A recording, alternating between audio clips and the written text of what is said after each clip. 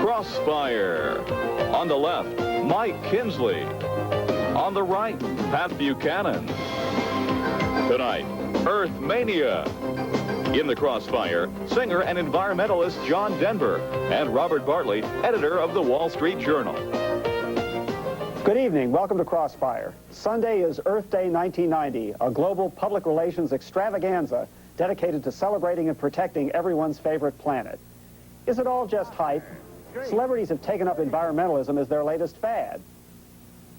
First of all, why don't you forget the plastic bags and get paper bags and get rid of those styrofoam cups because they never go away.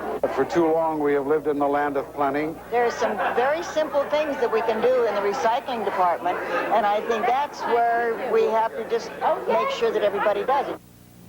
Corporate America has leaped aboard the bandwagon as well.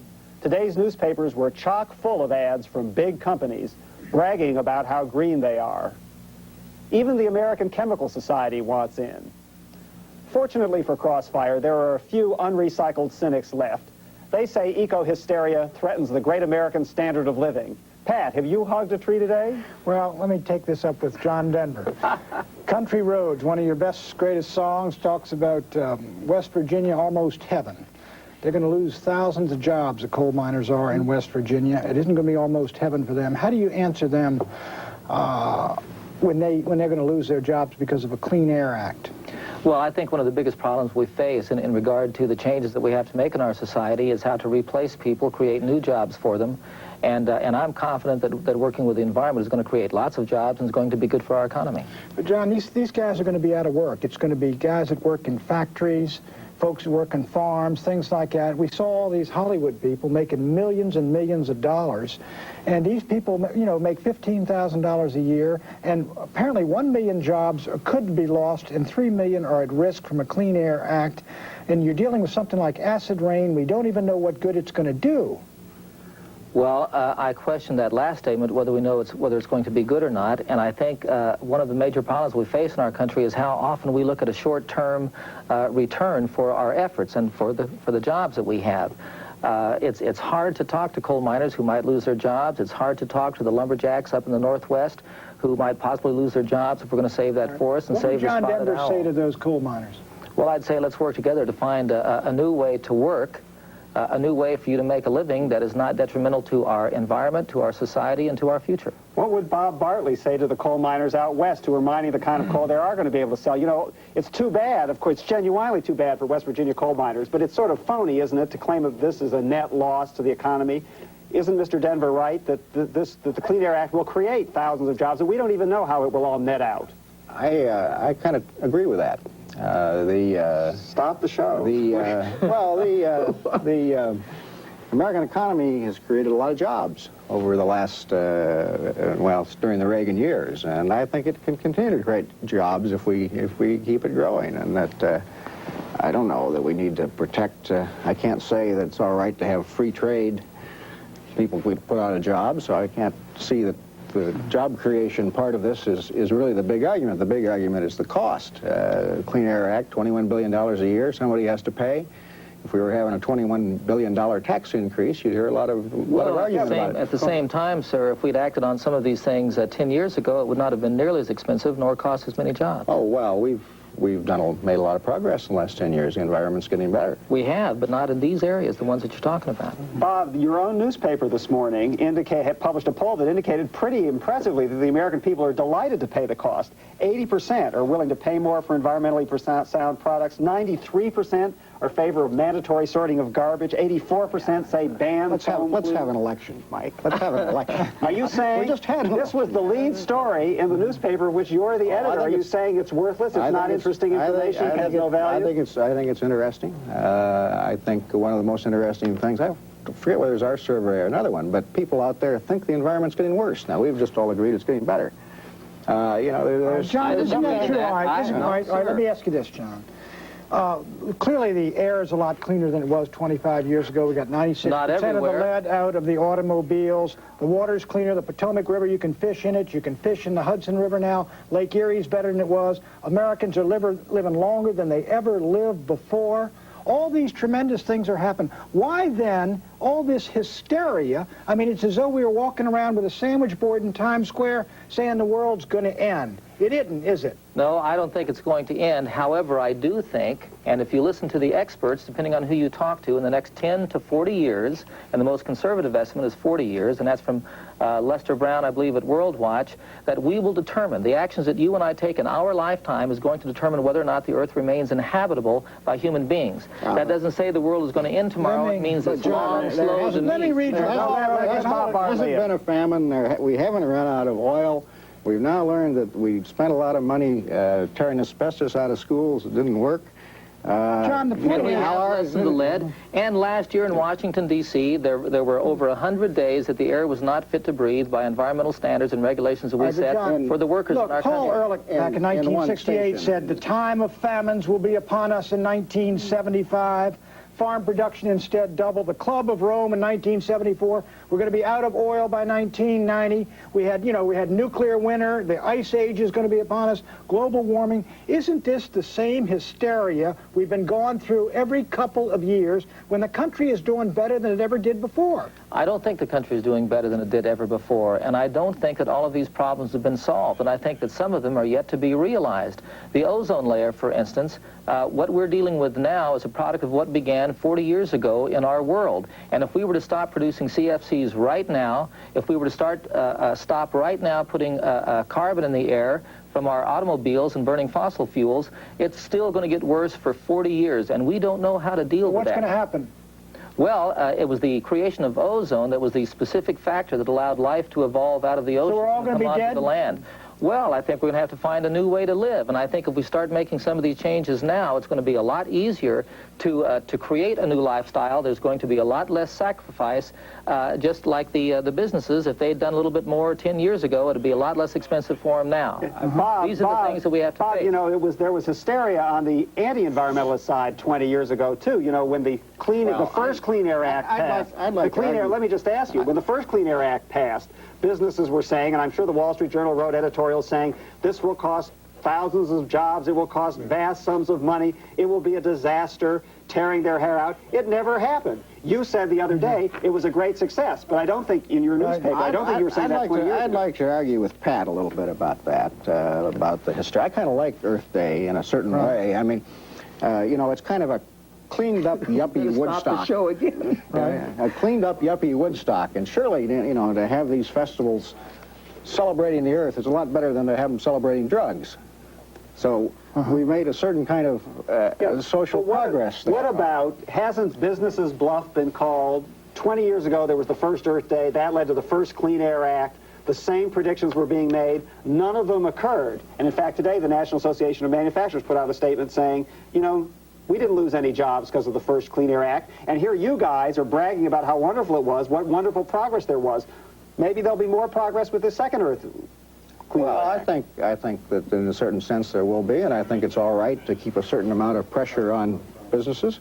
But, you know, a $21 billion tax increase, I mean, you got to stop yelling about the deficit if you're going to do that, you know. You can't have it both ways. Now, I think if you go down through the provisions of the Clean Air Act, a lot of the worst ones have been stripped out. And I don't know, you know, if you want to spend $21 billion We got a on moderate green somebody dragged in here. I had a chance to talk to him before the show, you see. But let's have an election. Let's have an election. Okay, when we $21 billion tax increase. When we come back, we're going to take up the role of Hollywood in Earth Day.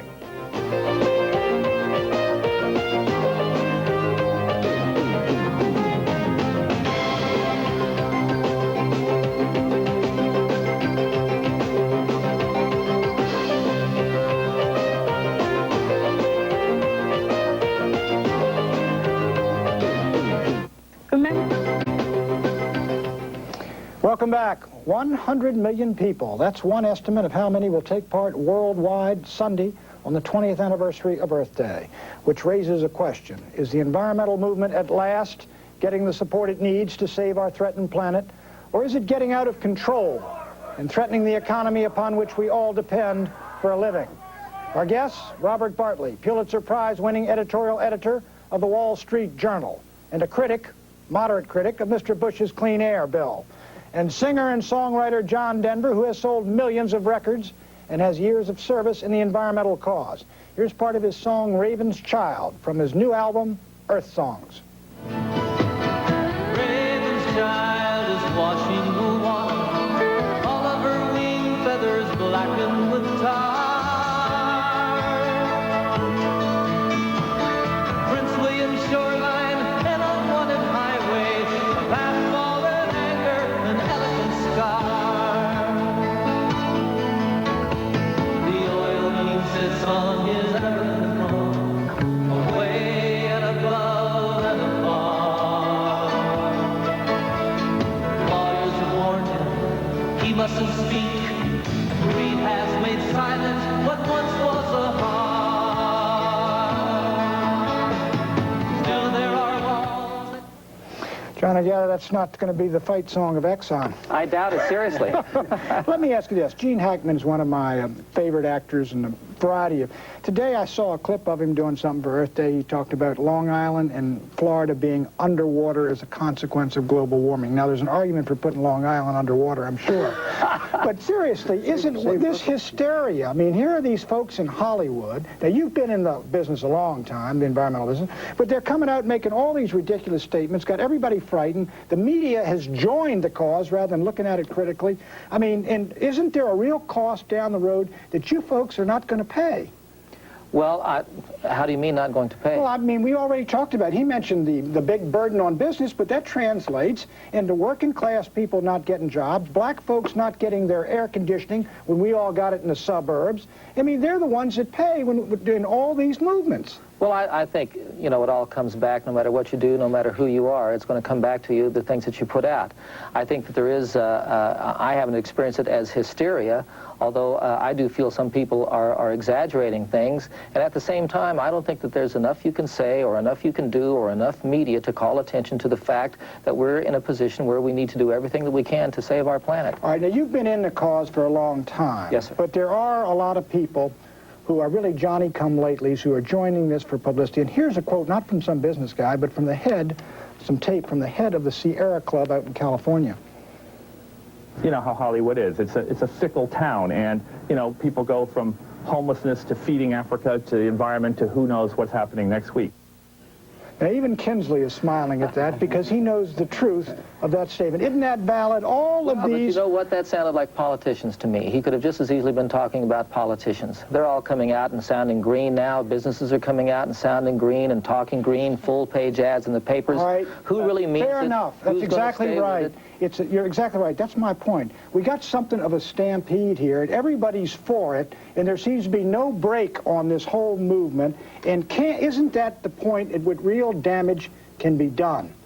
Well, it's possible, and I think that time will tell, and I think it'll be short-term time. You know, I don't think these problems are going to go away, and I think those who have come lately to the environmental movement, you know, I don't know what it takes to get people involved. I think one of the most serious problems that we face in the world is what does it take to get people to move to action, and at least some of these folks are now standing up to be counted. John, what would you do about the third world?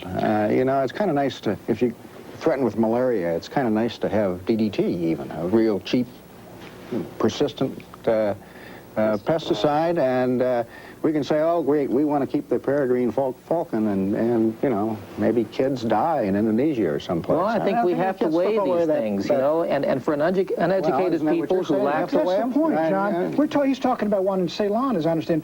Thousands and thousands of children died one year from malaria, and of course they couldn't and wouldn't use DDT. Now you're talking about trade-offs in human life there, not simply jobs in West Virginia. 30 to 40,000 people starve to death every day on a planet that produces enough food to feed twice its population. And that's because they've got socialist and communist governments in every single one of those countries where people... No, all right, name a country where people are starving that doesn't have a socialist or communist government. Oh, look, we're not talking about socialism right now. Bob Bartley, you're a close observer of the business world. Now, the business world has leaped onto this hysteria, as Pat calls it, pretty aggressively. Are they sincere, McDonald's, Chrysler, Kmart, in their sudden concern about the environment, or are they just bluffing? And do they secretly agree with you? Oh, I think they're meeting a market. I mean, that's what they want to do. They say, well, this is, you know, this is what people want us to do. We'll go do it. Well, as a celebrator of capitalism, do you have any problem with large corporations meeting a market? If people want to buy environmentally sound products, why shouldn't they be allowed to supply? Why should they be encouraged to supply them? I'm all for that, but I am against denying the choice to buy other ones if you don't, you know. Oh, yeah, I mean, come on. I mean, now, take Go Heinz. You ask whether they're sincere. Take Heinz. Okay, we're going to stop selling this tuna that's fished with dolphins. Now, but we want protection against imported tuna. Because that might not be fished the right way. What they want, quite reasonably, is the same rules for all the tuna we eat. Now, but it's not just we who eat the tuna. The Mexicans eat it too, and they're not going to. You know, what's going to happen is you're going to put the San Diego tuna fleet out of operation. You're going to have the other foreign tuna fleets come in there that are much less careful about the dolphins, and you're going to have more dolphins die. John Denver, do you care about the San Diego tuna fleet? I mean, because they are going to be in real trouble because of this, the dolphin-free tuna. You know, Mr. Buchanan, I have a very real concern for all the people of this planet.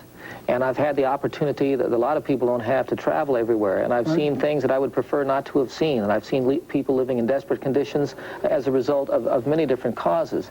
And I think that it's time that we need to begin looking at the world in a new and different way. And we need to have our economy, our business, our industry, our government, our political process, and the grassroots process of people getting involved help us find a way to live more healthfully with the planet. We need to create a sustainable Denver, future. we are a capitalist country, and our people... Which is not always speaking of us. Our people, excuse me, live longer than they've lived in decades, longer than ever before. The places you are going, all these places where people are starving and destitute and homeless, are socialist and communist countries, aren't they? Look at the environment. Look at the environment of the Soviet Union. Leave aside socialism and communism. I mean, the real point is that you get rich first, and then you get environmentally cleaned. I mean, that's what you did. Okay, that's the way we have to take another break, and we're getting rich first here. When we come back, we're going to talk about whether John Denver's records are recyclable.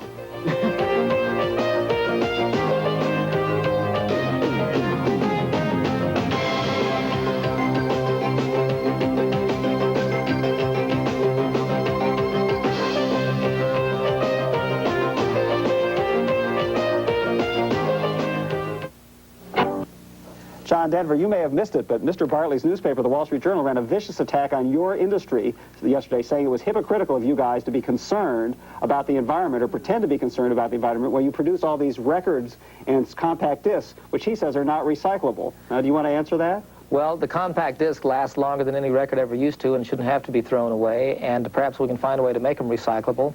LPs, you know, I don't know what to do with those either. My album is not being released as a long-playing record now. It's just a CD and a cassette, and hopefully we can find a way to recycle cassettes and to recycle CDs.